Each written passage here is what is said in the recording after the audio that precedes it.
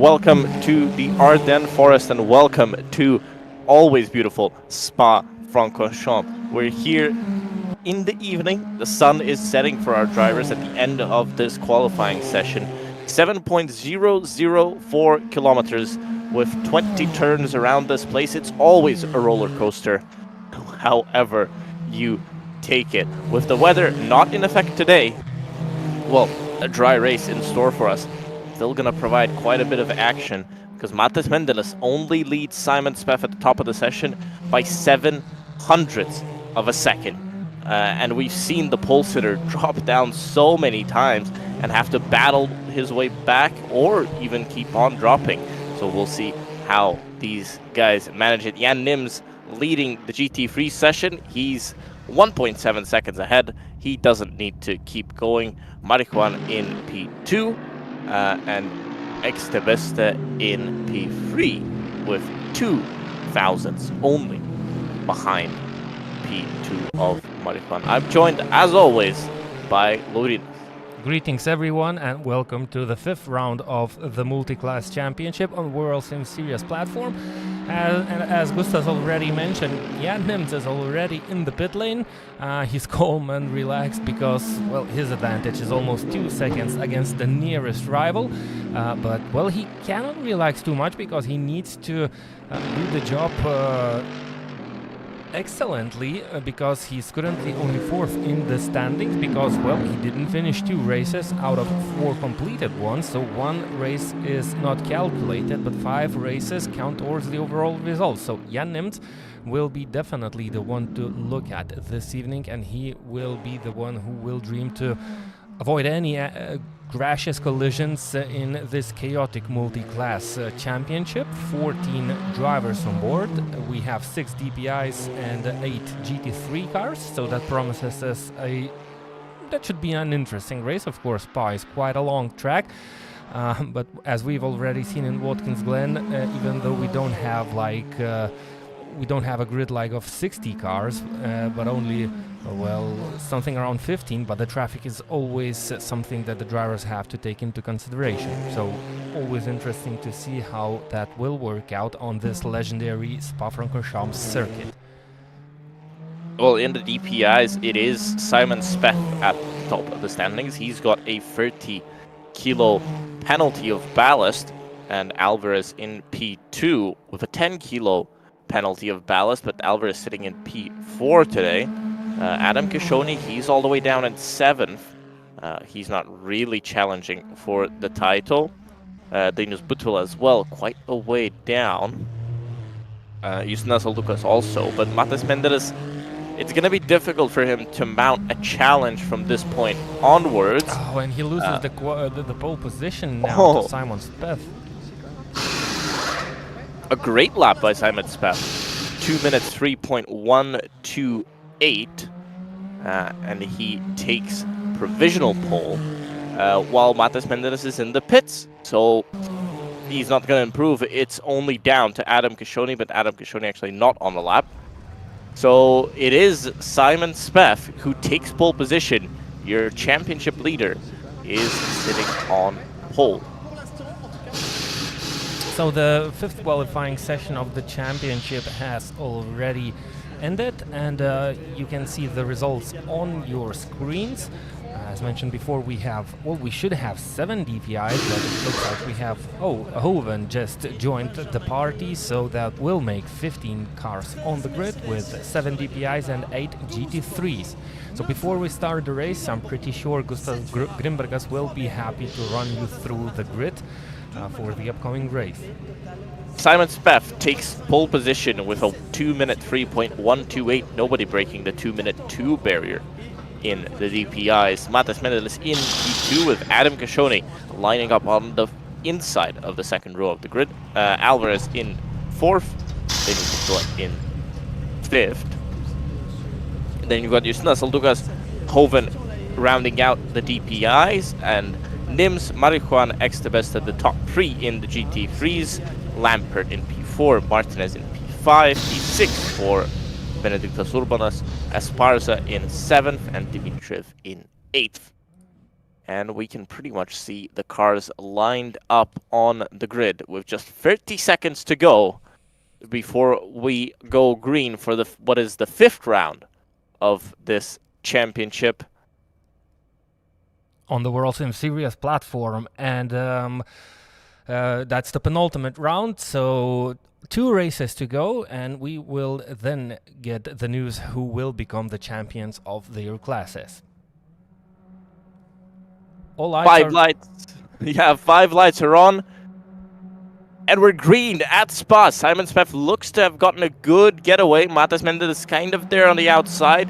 He's going to try and make a move to the outside of turn 1. It's going to be difficult to make that stick, but now, oh, big slide for Matas Mendes into the kitty litter, and that is day pretty much done. And well, a lot it's of not. Maybe it's not. I think only Simon Speth got away cleanly, and I don't think. I'm not sure if that was a mistake by Matas Mendes, or was he pushed slightly from behind, because we've seen quite a big pileup after on the exit of the first corner, and you can see now a lot of DPIs are mixed with the GT3s, and the GT3s are kind of battling with their rivals, so it's going to be quite close, and the first lap is going to be a chaotic one, I assume.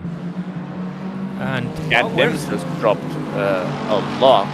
He's down in P8 overall, and I think that is he's up to 3rd now in class. So again, dropping on the starts. Jan Nims has not had good starts this season at all.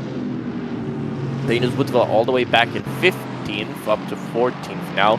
Adam Gashoni in 10th, Hoven in 9th, Mendeles in 4th. So he's lost, well, he's kind of lost that gap to the leader. He could have actually gotten him at the end of the Camel Straight, I think, if he stayed in his slipstream. But it seemed to me like he was tagged by someone, because there were a lot more cars behind him, and by just him losing his rear, I don't think that many cars behind would have crashed. So now the DPIs have to work quite hardly to try and overtake those GT3s, and they have to do it in a safely manner, safe as possible. So that just pushed Jan Nims down to P9, but he's actually back up to P3 in the GT3 class. Well, when we know that he had quite a big gap in the qualifying session, and I'm pretty sure, well, he will calm down and he will catch up with excuse me, that's a pretty difficult name, Sebeste. Sorry for pronouncing that wrong, maybe. And Lampert. Oh, now big touch between Lampert, right? Lampert and Sebeste, big touch by them coming into the chicane. That's Kashoni coming past them. He's in a completely different race, but he still needs to get past these guys. And right now, it is actually 4th position. And that's for the lead in the GT3 yes, class. Exactly. For the lead in the GT3s, Jan Nims, well, if he doesn't have big damage on his car, he's gonna get that gap right back down, like he's done so many times so far this season. But Lampert, he might have a shot up that newly reconstructed Eau Rouge. Lots of fans in the new stand. And this is Matas Mendes, he's up into 3rd. Yeah, so he managed to overtake Justinas Saldukas, and well, Justinas seemed like he was trying to get back that place from Matas Mendes, but he came a little bit too deep into the Lecombe section, and well, he released Matas Mendes slightly further into the distance. No, Matas Mendes is 6 seconds behind Simon Speth. I think the gap was 6.6 at, well, in the middle of the previous lap, so it looks like he's being able to chase Simon Speth slightly down, but as far as my memory goes, Simon Speth was always slightly slower at the beginning of these races, and then he slowly picked up his pace. So maybe that's a strategy of the driver to try and take good care of the tires, and especially now when he's in the lead, 3 seconds advantage against Alvarez and 6 seconds advantage against his closest rival in the qualifying session, Matas Mendes. I'm pretty sure he's now just getting ready for the upcoming 56 minutes of pure racing. He's in the lead. He will be the first who will meet the lapped cars to deal with the traffic, because we've seen some overtaking of the DPIs by the DPIs of the GT3s, but it was actually for positions. After that chaotic first corner, the field got a little bit mixed up. So Simon Speth looking into the future, trying to focus, and is going for a victory. Well, he's looking for a victory. But looking at the gap, well, it's slightly dropping, but maybe that's the strategy Martínez of is the actually driver. catching up. Yep, he Definitely is catching up. Oh, and it was at 10th last time round. That's not a lot. we have only 13 cars remaining on the grid, so we miss one DPi and one GT3. So if Danius Butvel is out of the race, and well, he was kind of not in the mix for the win of the championship, but the GT3 driver that is currently out of the race, that's Dmytriiev. He is currently the GT3 class leader, but he will not finish this race, so that will definitely hurt his results. Of course. Well, remember, you've got that drop yeah, round. You have a drop round, but you never want to, you know, have that round to that drop round to like no finish at all, because well, all the finishes count, and it's slightly easier mentally for you to come into a race and you know you had like 5 good races, maybe one was a little bit less good, but you see the mathematics a little bit better, and I think it's slightly better for the drivers mentally. Now when you miss one race, you have to perform in all the remaining races, and that might bring a little bit too much of pressure on the shoulders of the drivers. Well, the one remaining race. We've only got one remaining after this one. So. Oh, so Danius Butvel is out because of a hardware failure. It looks like his brakes, well, they are not functioning properly anymore, so maybe that was the cause of the chaotic start. We didn't see what happened because we were riding on board with Matas Mendelis. Well, we definitely saw, I thought that was Danius Butvel. He was going very, very wide in a few places. Especially after the Camel Straight, and that's when he retired. So I think that was probably the cause of the off for him. Of course, no wonder you're running wide on a lot of the corners. If you don't have properly functioning brakes, it's really hard to judge the braking distance, and you never know how the brakes are operating. So even though this is a simulated environment, the drivers, the cars are driven by real hardware and mostly professional hardware, which sometimes fails and breaks, as do the real cars. And well, we see an overtake for the lead in the GT3 class, which is well, it was not still fully completed, but I'm pretty sure Jan Nims is just being a little bit more courteous, and he's not pushing it too much. 53 minutes remain, and he has the pace, so he just needs to wait out maybe for the Camel Straight. A little bit too close, I would say, on the back end of Speth. Well, he should back off a little bit in Eau Rouge and have a good run down the Camel Straight. Was a little bit wide on the exit of Radillion. And he's still on his tail. I think he's gonna make the move to the outside here. She should be able to get it done. Gets it done even before the turn-in point. No, actually still on the inside, but now he's clear and he's made the move stick. So Jan Nims back in his usual position of P1 and on another mission to see how much time he can gain over the rest of the field. With the current championship leader out of it. Good overtake. I would say that was a really brilliant overtake, and you know, I've never seen Exabesta racing on the grid, so, well, Jan Nims made a difficult move on a driver that he doesn't know, and you never know what a driver might come up with if you have never raced him, and that was a pretty close overtake, and we've seen that Exabesta tried to kind of come back, so at one moment I thought there might be a contact, but it was clean racing, so good job by both of the drivers actually, and Exabesta is currently second. He's trying to get away from Lampert, and the name of Lampert is one we've already know. He definitely raced in a couple of races, and I think he did quite a good job. So Exabesta is here to try and make his name count.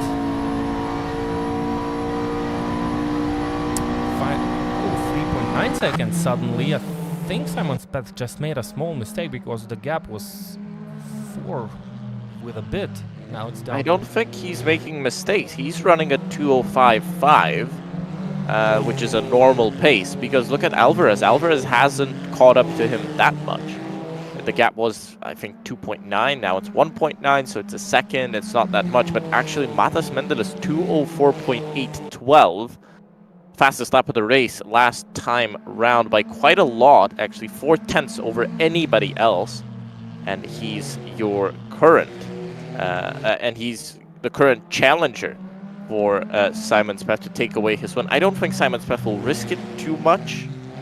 I think he's quite calm. He doesn't want Alvarez to overtake him, but if Mendeles does, it doesn't really matter too much to him.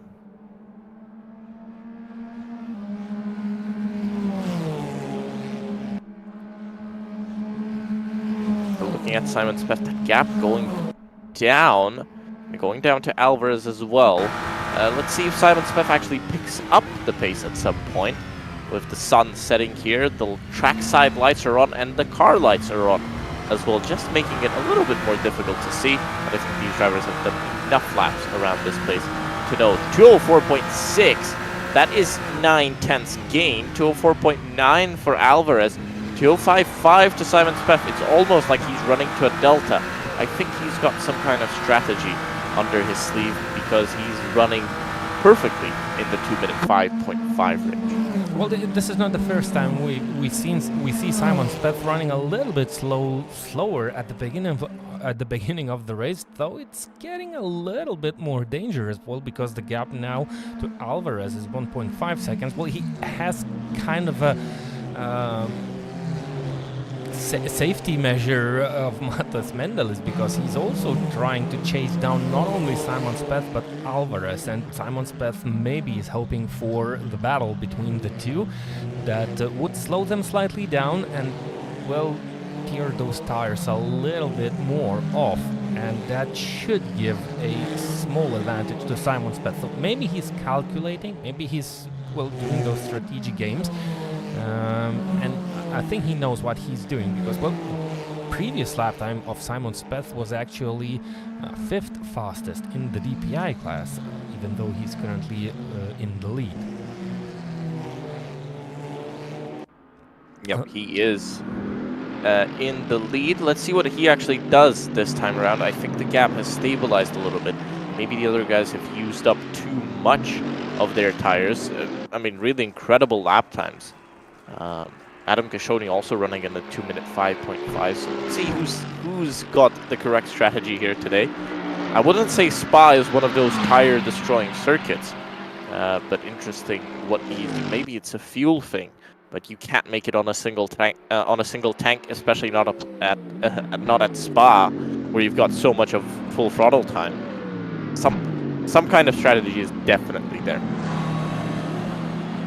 Well, look, now the guys behind him are kind of slightly slower, and Simon Speth is still on the same pace, 2 minutes 5 seconds and 5/10. So he's kind of in a rhythm and in his zone, and now, well, it looks like he's kind of just trying to go around the circuit, and especially knowing that he was the fastest driver in the qualifying session, so he definitely knows how to drive around this track fast, and fastest of all the drivers.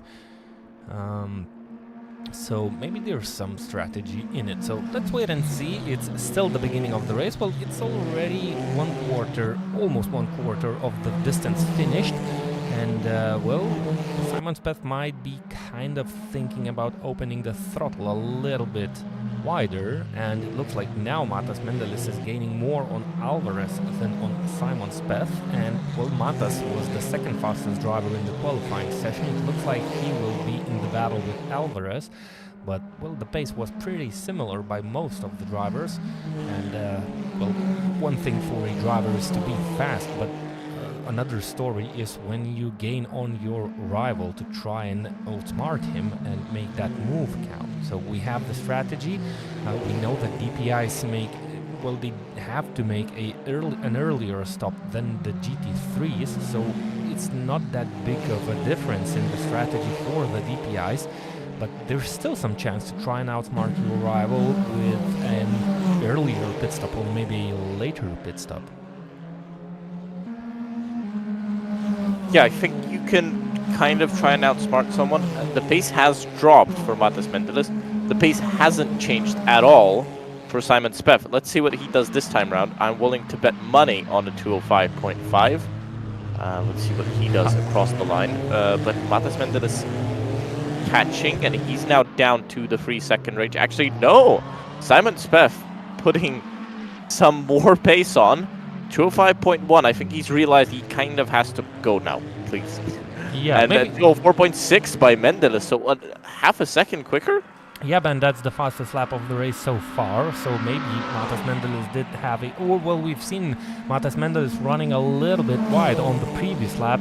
Maybe that cost him a little bit of time, and that's where he lost. So, but that definitely shows that Matas Mendeles is pushing after that, unsuccessful start of the race. Well, there's nothing he can do more now. He needs to push. He needs to try and catch up with the guys in front, and that's what he's doing. Well, it was a 6.6 gap. What's that? 5 laps or so ago. We have 7 laps. completed. It's a very long lap. It's a very long lap. We are greeting the traffic, so now that might change how the gaps are being differentiated. Because there's always the chance to run into your rival on a very, very bad spot on the racetrack. Alvarez goes safely through. I don't think he'd lost there a lot of time, but Matas Mendeles was much smarter. Mendeles didn't have to overtake. The McLaren went wide to let Alvarez in, and Mendeles just used it to his advantage. Not that much gain on Simon Speth, but huge time gain on Alvarez. I think Matas Mendeles will be looking to make the move very soon here. And that's what he needs to do if he wants to fight for the win of this race, because Simon Speth is kind of really, well, he's not slow, but he's on pace, and Matas Mendeles is going for a move, and on that Blanchimon straight and on that slight bend, and it looks like he completed that move even before the Alvarez let him in. Alvarez let him in. It looked like Alvarez kind of lifted off and gave Matas Mendeles the chance to go for Simon Speth, because this is good for Alvarez. He can just stay on Mendeles' back, and when, as you can see, Alvarez staying to the left-hand side, just trying to communicate with his car, saying, I'm not going to overtake you. You go, and we catch Simon Speth together. I don't think they're going to hit traffic before Eau Rouge, maybe. Yes, they are. So this is going to be a big... Actually, no, that was a very weird camera angle. I was expecting that GT3 to be a lot closer. No, it looks like they kind of got through that cleanly. Simon Speth getting a little bit more lucky, I would say.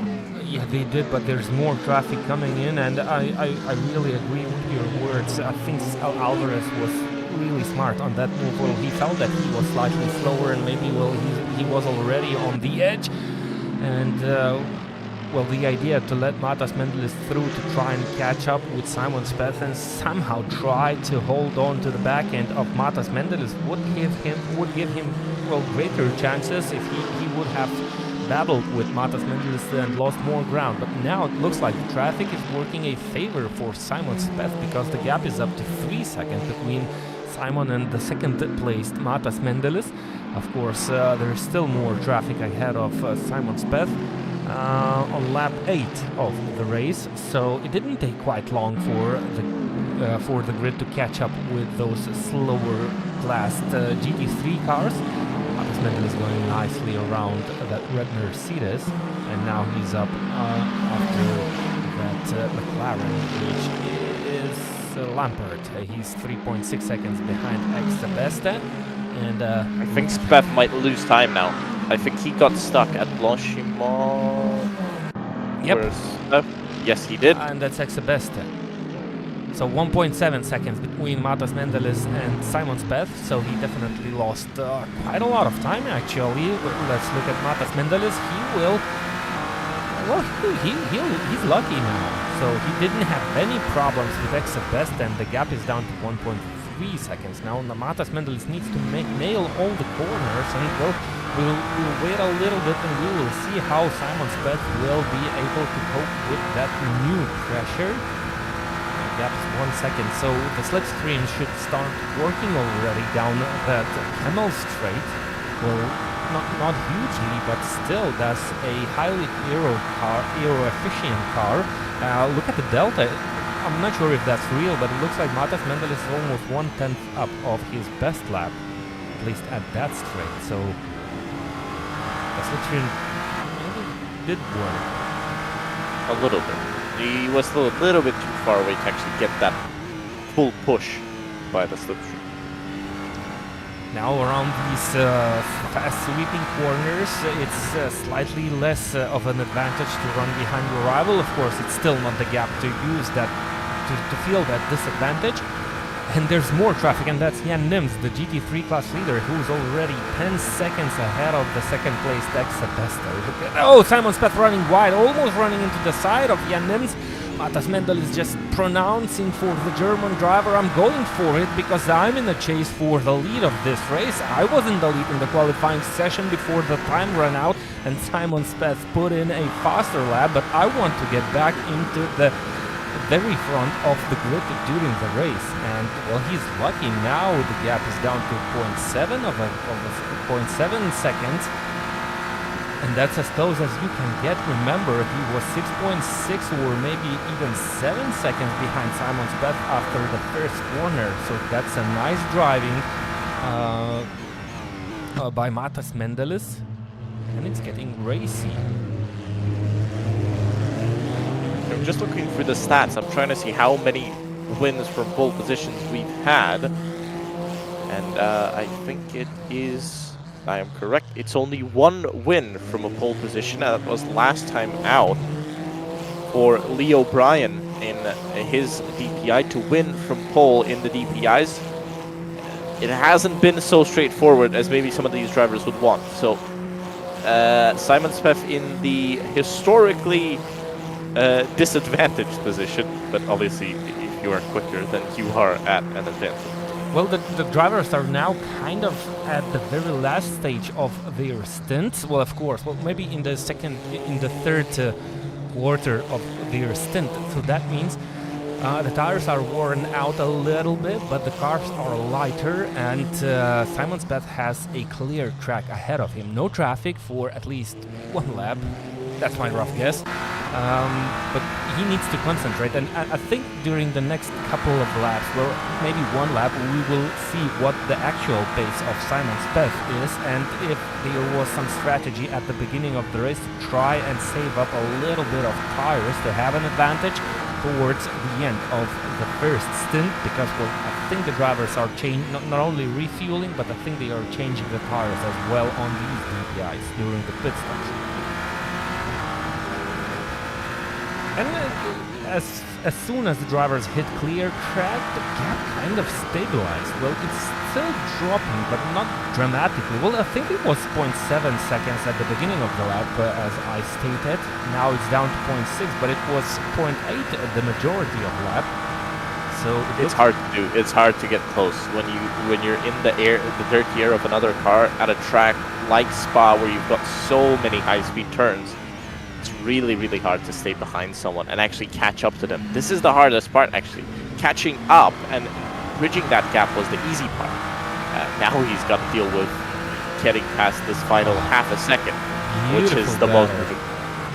Beautiful battle. Both of the drivers putting their personal bests. So Simon Speth definitely has something behind his sleeve, but Matas Mendelis takes out a little bit more out of that. 1.5 tenths faster during the previous lap, but that's not enough. Well, you can try and stay behind your rival, but that's not enough for a successful or an easy overtake. Simon Speth, I think, made a small mistake trying to lose that slipstream, to break down that slipstream into the Le Comps.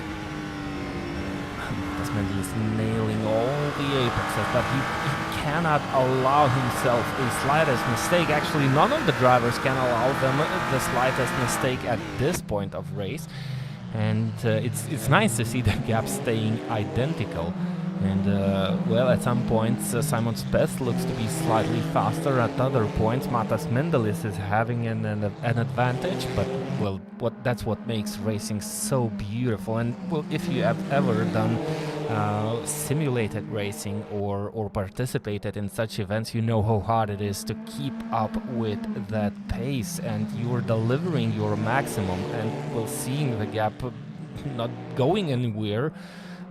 It's really tough to try and find those tenths, but it looks like Matas Mendel is doing a slightly better job, and Simon Speth, maybe he's not dealing that well with the pressure, you know. He just set his fastest lap time of the race, but Matas Mendel has delivered a little bit better, so it definitely puts a lot of pressure on the shoulders of the driver that is currently in the lead. And by the way, it's getting darker with every minute, so I'm pretty sure the race will finish in complete darkness. That will change well, the perspective of the driver slightly. Simon Speth, well, he's way better down the bus stop chicane, as Matas Mendelis made a small mistake, I believe. So the gap is up to 1 second. 1 second. I feel like whatever Mendelis does, he has to pit not on the same lap as Simon Speth.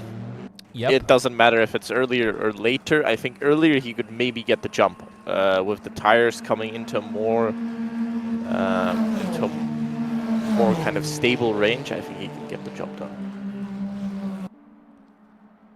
As far as I remember, the drivers had the ability to pit 25 minutes to the finish the latest, maybe 22 or something. But we're definitely in the pit stop window of the DPIs right now. Matas Mendel is losing quite a lot, so maybe his tires are off. So maybe that's what the strategy of Simon Speth at the beginning of the race was. Or Matas Mendel started to try and be a little bit faster, and that's going the other direction. He's becoming slower, because if you try to push too hard, you're definitely going to make small mistakes, which will not only make your laps slower, but it will play a big role on your tires. But well, you can see how much Matas Mendelis is willing to get back on power early as possible, and sometimes that's a little bit too early. The car is being kind of pushed towards the side, not towards the exit, and not pointing straight. So it's not always the best case to get back on the power too early. Look, you see, he had a little bit more clear air. He's dropped back, and now he's kind of reducing that gap again. I think he needs a little bit of traffic to help him here. Yeah, but just to hold up Speth somehow. I think it's going to be really, really difficult to get actually close to him by purely pushing. Oh, Simon Speth it looks like he made a small mistake into the bus stop chicane, because we've seen a tire locking up.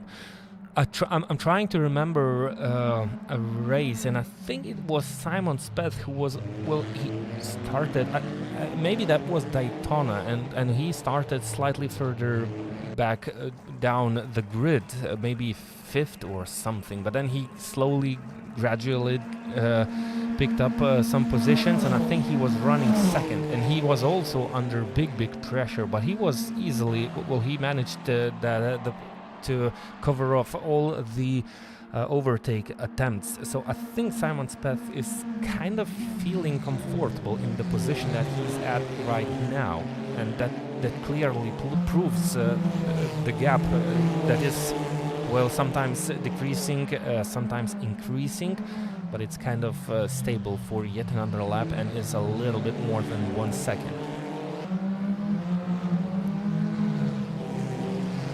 As soon as he gets over the half-hour mark, I think that's the point to make a pit stop.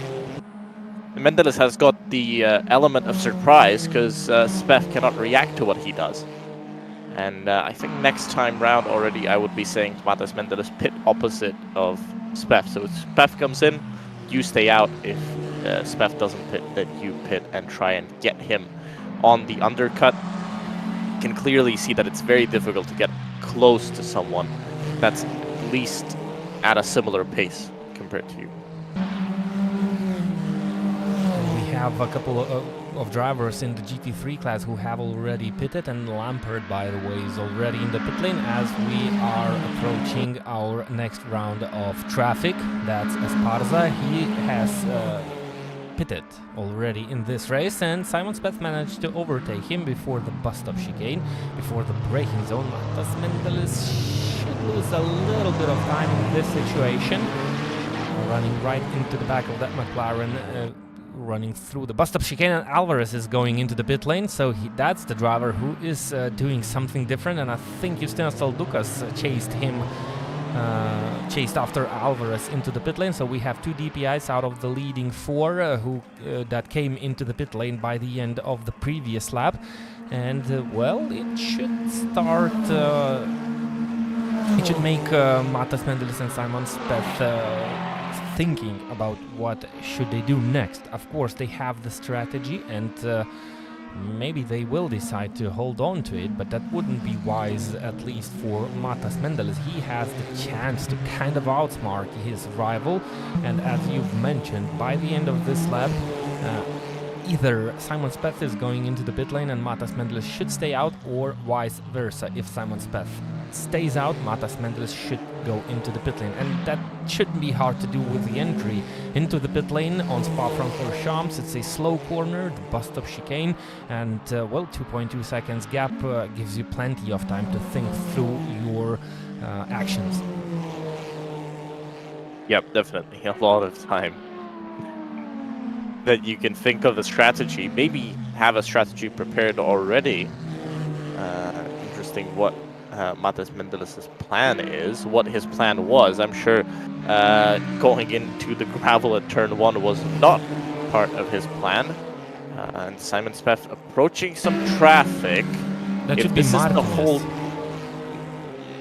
If this is the whole group of GT3s, actually, we have a lot of GT3s coming into the pit lane already, including our race leader, Jan Nemts. And he managed to stay in front because Marijuan. Oh, that was close. Matas Mendelis was into the pits. Oh, and Simon Speth is also in the pits. So there's your strategy. There's no strategy. Maybe he was out of fuel? Maybe that was the case, but he should reacted the previous lap then, because, well, 2 DPIs went straight into the pit lane by the end of the previous lap. But you know, well, not always, but it might be really hard to judge for the drivers while they are on the racetrack racing hard to make those decisions without a team, without clear mind. Matas Mendelis was definitely 100% concentrated on the driving, and well, maybe that distracted him a little bit, and well, maybe he left the strategy games for luck or how it plays out, but that will definitely not help Matas Mendelis to overtake Simon Speth. But there's still some time, and it's going to build us an interesting battle. Simon Speth out of the pit lane, Matas Mendelis still standing still in his pit stall, and the gap has increased dramatically. And actually, Matas Mendelis was battling Alvarez. Yeah, so Alvarez actually has overtaken Matas Mendelis while he was in the pit lane, but the pit lane has a shorter exit and Matas Mendelis is back into P2. But look at that gap. It was 2.2 seconds before the drivers entered the pit lane. It's now up to 8 seconds. Where's that big difference from? That's actually a huge difference, and it's actually almost eliminating any chances of Matas Mendelis to perform in this race and to actually take that win.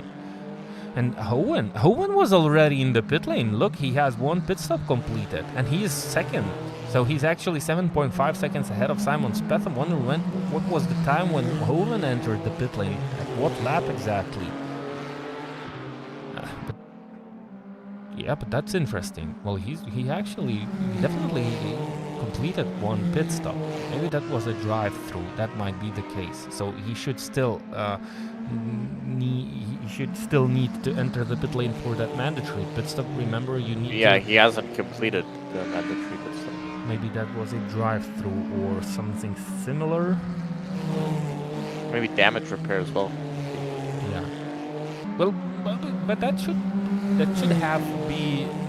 have been a short pit stop. So that's closer to a drive-through because he has advantage. If he had entered the pit lane and made repairs, there's no way he would ended up in front of the 2 leaders who were fastest on the racetrack. Azoni, by the way, in the pit lane, out of the lead. Hoven taking the lead for now.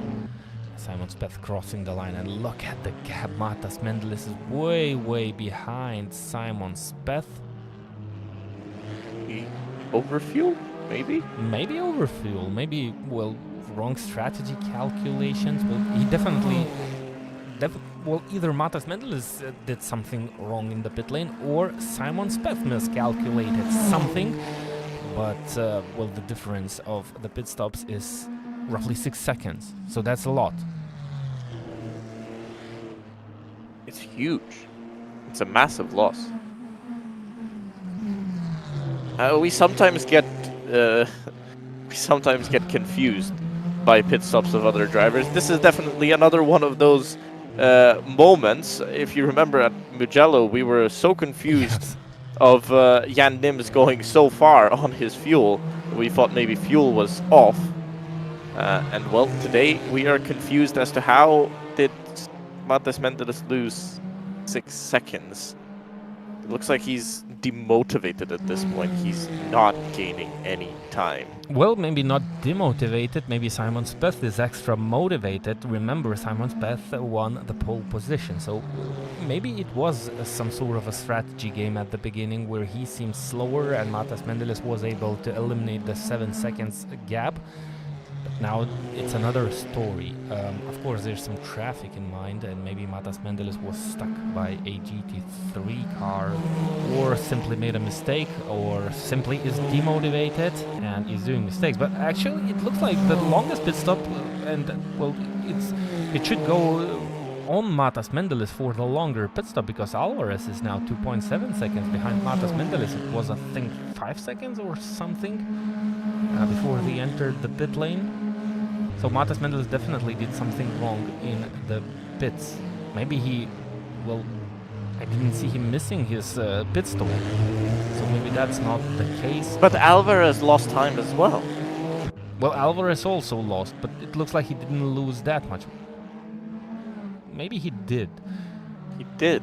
He was, you know, okay, he wasn't on the back of Mendelis, but he was quite close at that kind of 2.5 second range.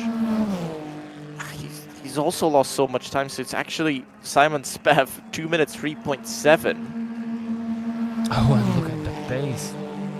Matas Mendelis was not slow, but Simon Speth is flying already. So, yep, that might be some strategic driving from Simon Speth at the beginning of the race. And as far as my memory goes, I've already said that once. I think Simon Speth is kind of always driving like that. He's not pushing, he's not overdriving at the beginning. He's always controlling the pace. Well, you could see Matas Mendelis chasing down Simon Speth easily at the beginning, but as soon as he came closer, there was no chance for Matas Mendelis to gain any closer than 1 second. And it actually dropped to more than 2 before the pit stops, and it looks like it's the same case at this stage of the race. 22 minutes remain, and well, that's a big shame actually that the gap is so big, because we don't see straight fight on the track, but the drivers still have to, well, perform and avoid any possible mistakes, and they are still 100% on the limit, trying to push the maximum out of the car. But as soon as Matas Mendelis, well, he can feel the pace, he sees the difference, he knows the gap is growing, well, increasing or decreasing, and he knows if there's still a little bit of time of the driver left on the track and what he should be doing, if he should try and push more or maybe stabilize the pace and save the tires, because, well, this time Matas Mendelis is the one that's being chased down. What do you think about an idea that Simon Speth didn't change all tires? Maybe, but well, looking at the pace, and it's definitely better than it was before the pit stop. So he definitely changed at least 2 tires. But the question is, which tires? Left side rear ones. But, well, that might be a possibility. I haven't driven those DPIs on Spa, so I have no idea how the tires work and how they are being used. But there might be a possibility. Simon Speth, by the way, in traffic. And still putting a 2 minutes 4.0.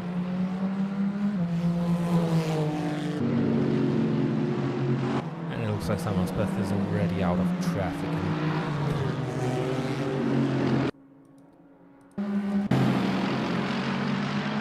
What I'm trying to kind of understand this.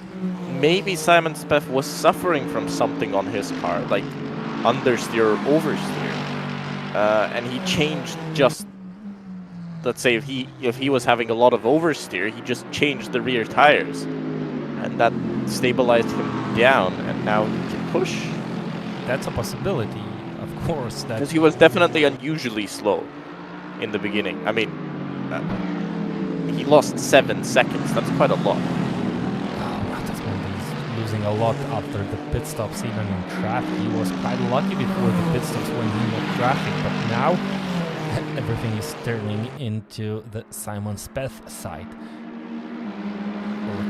Traffic giveth and traffic taketh away. Yep. That's always what happens in endurance racing. But Simon Speth's pace just increased a lot. Okay, if we say that he was saving tires in the first stint, well, why wouldn't he be saving them now? Because you still have to do half an hour, but he did. It just seems very, very strange how Matheus Mendes managed to overtake these guys. I mean, how Simon Speth managed to make such an incredible gap at the front. Well, we will find that out at the end of this race, whether Simon Speth made some sort of a mistake by calculating fuel, or there was mistakes made by the other drivers whose pit stops took quite much longer. But on the track, I'm pretty sure there will be no battle for the lead, unless something went wrong in the pit lane or will go wrong during those final 18 minutes of this 5th round of the Multiclass Championship on World Sim Series platform. Adam Kajani is running 5th, right behind Justynas Soldukas, and the next really fast driver is this guy from Slovakia. Oh, wow. Adam Kajani 2041. Okay, he's getting stuck in traffic, but he's close to Justynas Soldukas. Justynas Soldukas was also stuck. So both of the drivers similarly stuck. Adam Kajani will be stuck a little bit more on... Oh, and that was close. On Pohun, if I pronounce that right. So, I think for Adam Kajani this will be a little bit easier because he's running so much quicker than Justynas Soldukas. Yeah, that lead gap has not improved in Mendes' favor. Adam Kajani is taking big risks. He wants that 4th position. Justynas Soldukas is currently 9th in the standings. Adam Kajani is 7th. I think it's more about the pride rather than the standings. These guys have missed quite a few races. They're not really in the hunt for it. Yep, they did. Justynas Soldukas finished only 1 race. He started and finished only 1 race, so he's kind of not in the mix for some battles in the overall standings. And Adam Kajani is already on the tail of Justynas Soldukas. So where did the pace of Justynas Soldukas go? 2 minutes 6.7, of course, that's due to the traffic, but well, compared to 2 minutes 5.5 of Adam Kajani, who also came through the same traffic. And the fastest lap times of these drivers are pretty similar. 2 minutes... what was it? 2 minutes 4.3 for Justynas Soldukas, 2 minutes 4.1 for Adam Kajani, and there goes the move down the Camel Straight around the outside from Adam Kajani entering the Lecombe's, who will be later on the brakes. It looks like Adam Kajani will complete that move before the entry. No, Justynas Soldukas stays side by side, gives plenty of room, and still side by side. He's gonna get the place back. Yes, he is. And now he has to defend into the hairpin here. Kajani to the outside. Soldukas doing everything he can to hold him back. There's still 16 minutes to go. I don't think you can do that for 16 minutes, Justinas, but still on the inside. No, Kashoni backs out of it. It's really hard to stay on the outside in Bruxelles corner because it's kind of on the negative banking, so you don't have the grip that the driver has on the inside, but it was a nice attempt by Adam Kashoni. Now he lost a little bit of time on the exit, giving a little bit of breathing room for Justinas Lucas, but I think you are totally correct. I don't see any chance to hold off Adam Kashoni for 16 minutes, especially while making these mistakes. Well, to think of it, he has to do this 7 more times. If he can trick Kashoni every single time, well, maybe he's got a chance, but this will be a mighty effort. Actually, Matas Mendeles, 2 minutes 4.1. He started to close that gap back down, but I don't think he's going to have it. 2 minutes 3.9 this time around. And Adam Kashoni running around the outside again before the braking, and he brakes way too late. So that's one chance to how you should hold off your rival. Try and outsmart him. So, well, I would say that was a good move by Justinas Lucas, but actually that was a mistake by Adam Kashoni, who just outbraked himself.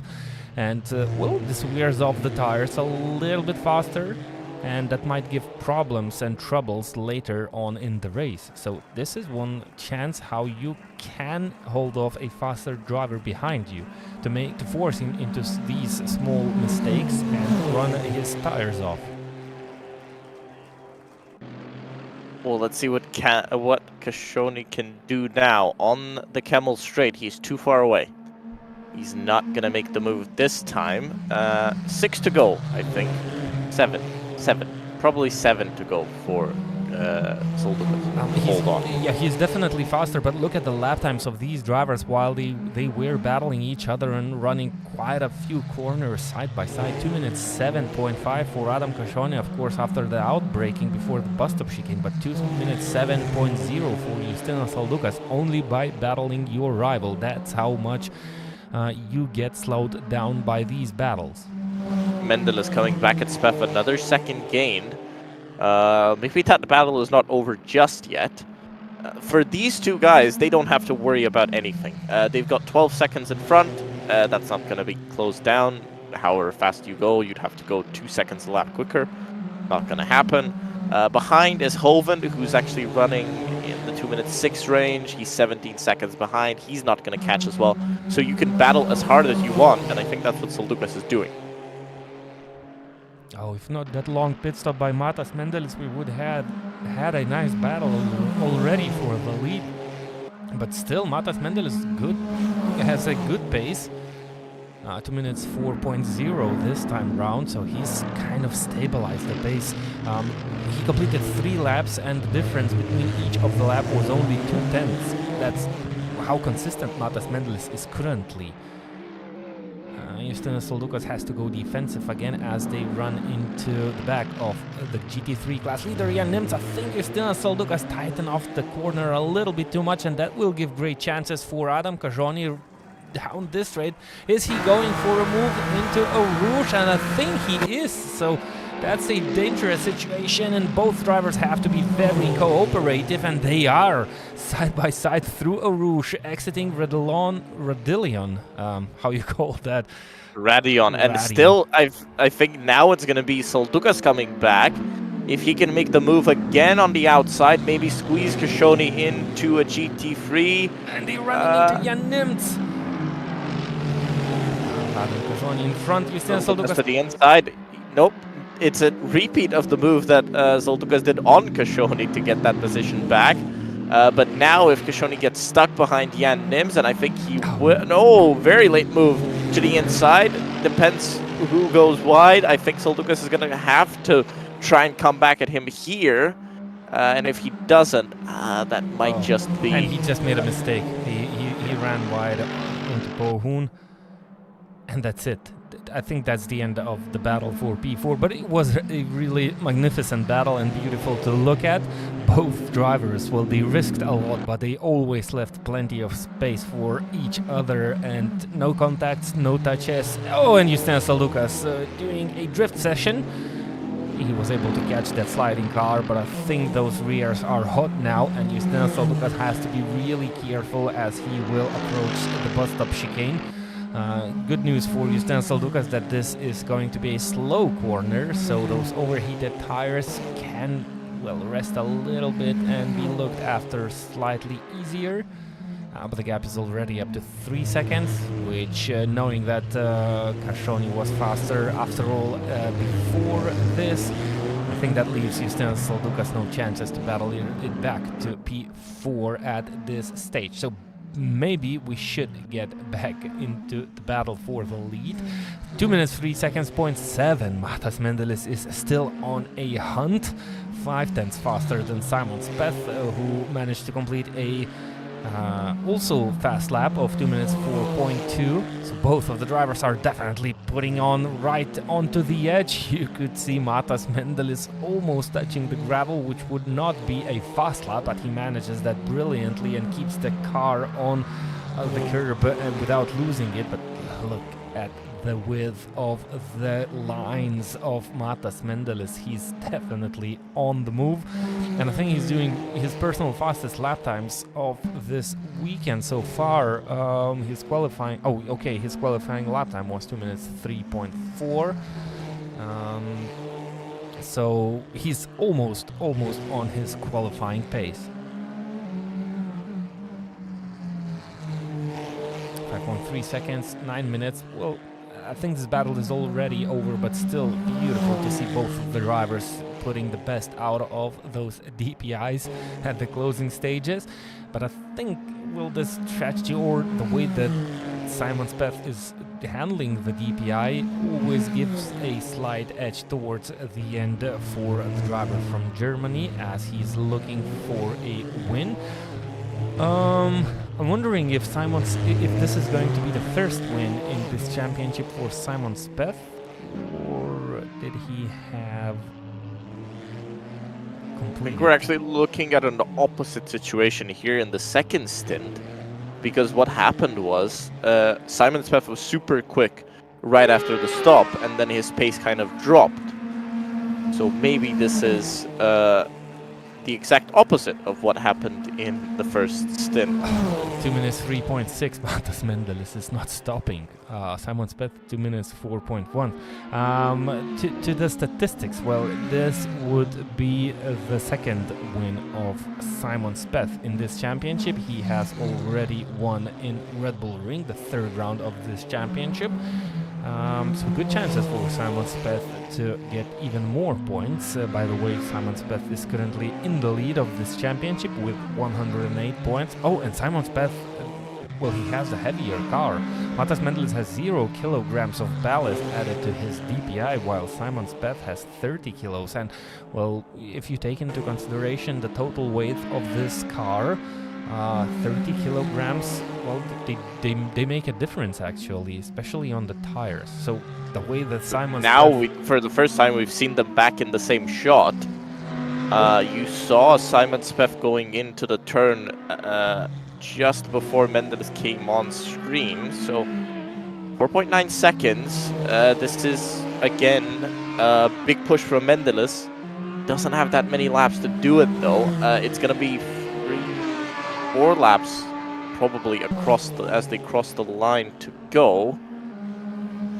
Well, 3 to 4 laps, so that's not a lot. It's roughly either 21 or 28 kilometers and either 60 or 80 corners.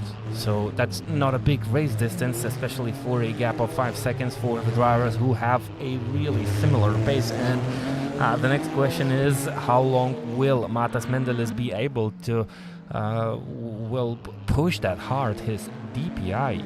2 minutes 4.1 with traffic, still 2/10 faster than Simon Speth.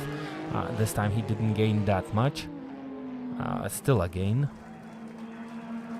But with the time disappearing, it's getting really difficult for Matas Mendelis, and he lost out a little bit at the first section of this lap. 5.2, it was 4.9, I believe, before they crossed the line. Yeah, in the same shot again, but it's gonna be so difficult. They've got 4 laps to the finish, and he's got to gain 5 seconds.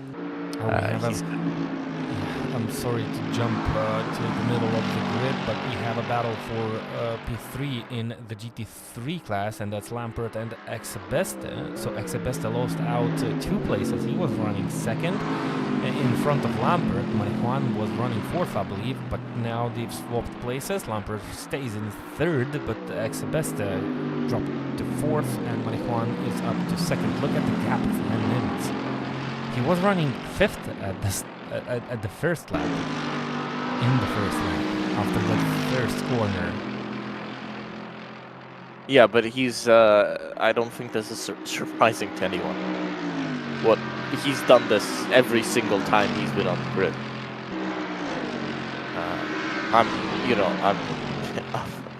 I'm kind of shocked he hasn't lapped anyone yet in any of the races. I think all the tracks have been a little bit too long for it, but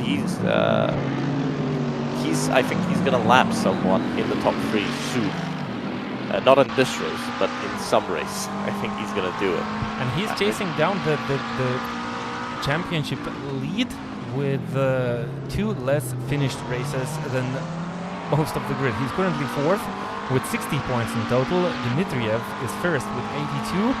Marijuan is 2nd with 80 points. So, well, Yanim sees Marijuan. If Yanim sees Marijuan finishing 2nd, that's not the best news, because he will get a lot of points, and it looks like Marijuan will be the closest rival for Yanim's. Of course, Dmytriiev hasn't finished this race, but, well, there's 1 drop round.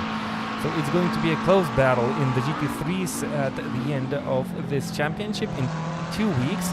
And Jan Nimts is trying to go for the championship win with not 1 drop round, but 2 dropped rounds. Matas Mendes 2 minutes 3.655. Kajoni was also. Kajoni is up to 3rd. What happened to Alvarez? Alvarez made a big mistake. He's down in 4th. Yeah, there's no way somebody caught up to Alvarez. So. No, he was like, okay, he was 6 to 7 seconds behind Matas Mendels, but not 26 seconds. So he definitely made a big mistake. Maybe that was that did have something to do with the traffic, but wow, the pace of Matas Mendeles keeps amaze me. And that is actually the fastest lap of this race so far. 2 minutes 3.655. The fastest lap time by Simon Speth was 2 minutes 3.7. Yeah, it's close, and remember, Speth did it in the beginning. Mendeles is doing it at the end. 2.3 seconds. The gap is tiny. It is, and they caught up with Lampert and Exabeste, by the way, while we were watching that battle. So Simon Speth is already through, Matas Mendeles also, and well, suddenly the gap is down to 2.2 seconds with 3 minutes to go. So that means we have 2 laps remaining, as the drivers will cross the line. Matas Mendeles giving it everything, braking at the latest point of the track into the bus stop chicane, and he's doing that beautifully, losing no time to those GT3s. Even in traffic, 2 minutes 3.7 in traffic. Well, that's almost 2 seconds 5.6. Yes, 2 minutes 5.6 from Speth. Mendeles taking every risk and maybe even more. Let's see what he can do here. 2 laps to go. He's going to have the momentum here. I think Simon Speth is worried about this one because Mendeles has been gaining so much time in the past few laps. Maybe, just maybe, Simon Speth destroyed his tires in the beginning of the stint when Matas Mendeles lost out so much time. Let's see what happens here in these final 2 minutes of the race. They've started their second to last lap, the penultimate lap of the race. They're going to cross the line one more time to get the white flag and get that final lap. 1.9, gap under 2 seconds for the first time after the in pit stops. Half an hour. Yep, after the pit stops. It was 2.2 before the pit stops. It was 8.2 after the pit stops, and it's now down to 1.6. 1.5 laps remaining. Matas Mendeles needs to perform. He needs to still have something left on his tires and avoid any possible mistakes, and that's currently what he's doing. 1.4 seconds. He needs to be somewhere. Well, he needs to be within 1 second of Simon Speth by the end of this lap if he wants to try and get one chance to one chance for a move, there's a big chance, a big possibility to try and overtake your rival into the bus stop chicane, and he'll have a chance by the end of the next lap if he will come a little bit closer to the back end of Simon Speth. So that's getting intensive. And all in the hands of both of the drivers. I wasn't counting on this battle a couple of laps ago when the gap was roughly 5 seconds. I thought it's over, but it looks like the drivers, they kind of made that possible. 1.2 seconds. It was 2.2 seconds the previous time they crossed the line. 2:03.3. Oh, Martínez is 1.1 second faster than Simon Speth. The gap at the line was 1.1. Let's see what he can do here. This is going to be interesting. He's now in the wake of that car. He's going to start to struggle. But if you've got that momentum coming behind you, you're like a very heavy truck down the hill. It's hard to stop you. And I think he's got that momentum now, but he's got one chance at this, and that chance is the bus stop chicane. Maybe he needs some help from Simon Speth doing a mistake. Maybe he needs some help from traffic, but he's absolutely putting everything on the line. I wonder what happened in that pit stop. This is the final lap confirmed by the timing screens, and he's losing time. I think he just maybe over-pushed it. That battle is gone unless something crazy happens to Simon Speth. It is 1.4 seconds. So hard to breach that final second. I think the drivers are able to see Jan Nims in the distance, but I'm not sure if they will gain on him. Back to 1.3, so maybe that's Simon Speth who will took the last chance out of his pocket, taking the last bits of the tires and using it to the maximum advantage, because, well, the gap is staying the same as it was at the beginning of this lap. And there goes the chance of an overtake into the bus stop chicane. He will lose a lot of time, but not too much. Well, he shouldn't be worried about Adam Khashoggi, but he should be thankful for the pace that he had throughout the race, because this was quite a big mistake. 10 seconds lost to Simon Speth. So he risked to lose even the second place. That was a beautiful battle, but Simon Speth performed beautifully at the end of the race. Actually performed very well through all of the laps of this race and takes the checkered flag. Matas Mendelis crosses the line second after that beautiful chase through all the laps that he completed, but has to enjoy the second place that he gained in this race. He was second in the qualifying session. Adam Khashoggi doing a beautiful job, finishing third, while Alvarez should cross the line in fourth place. Jan Nims, by the way, is on his way to take that checkered flag, because he was not overtaken by the DPi leaders, while his main rivals are already finishing the race. Marijuan finishing... So he did lap them in the end. Well, yeah, it's gonna show up on the timing screen as being lapped. Yep, that's the case. So Marijuan, and a minute ahead at the line. Marijuan finished second, Lampert third. Exabesta didn't manage to overtake Lampert, and Urbanas finishing fourth in the. Well, actually, Urbanas finishing fifth in the GT3 class. The results of Jan Nims are not being registered yet.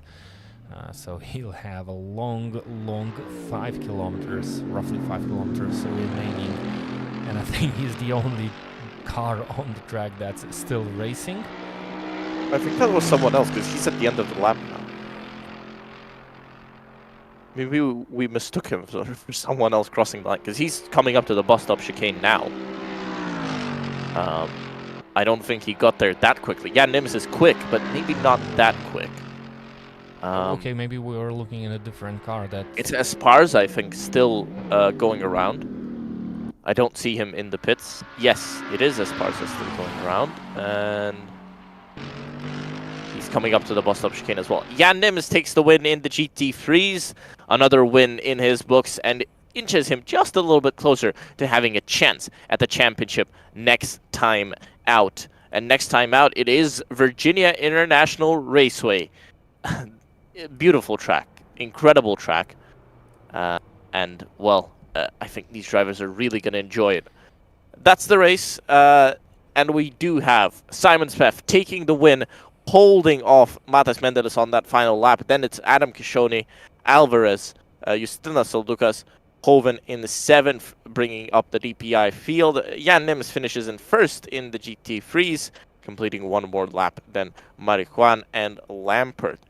Your top 3 there. Ex-Tebeste in 4th, 5th for Benedictas Urbanas, 6th for Martínez, 7th for Esparza, and our 2 DNFs, it's Dmytriiev and Deinus Butvila. And the latest news from the drivers, it looks like it was a mistake by Matas Mendeles to stay too long in the pit lane. He took 9 liters of fuel too much, I believe. So that's the difference of the length of the pit stop. So Simon Speth shined this evening and made everything perfect, and he is grateful to take the checkered flag in the first place. It was another great race of the Multiclass Championship, and it always performs, doesn't it? 2 weeks ago in Watkins Glen, we also had really good racing battles on the racetrack, even though we have grids less than 20 drivers. But it's still, they create beautiful atmosphere of virtual racing. That's it for the 5th round of the Multiclass Championship, and I think it's time for me and Gustas Grimbergas to take the deserved rest, also for the drivers, and I think our next meeting will be in 2 weeks' time in the final round of the Multiclass Championship, unless I'm forgetting something. But I believe... Nope. I believe there are no races before the final round. Well, there are always races on the World Sim Series platform, and if you want to race, maybe not exactly this series, but any series on there, from Formulas to MX-5s to GT3s to F1, you can head on over to worldsimseries.com and check them out there. But for today's race, that is all, and we'll see you in 2 weeks' time at wonderful VIR. Yep. Take care and good night.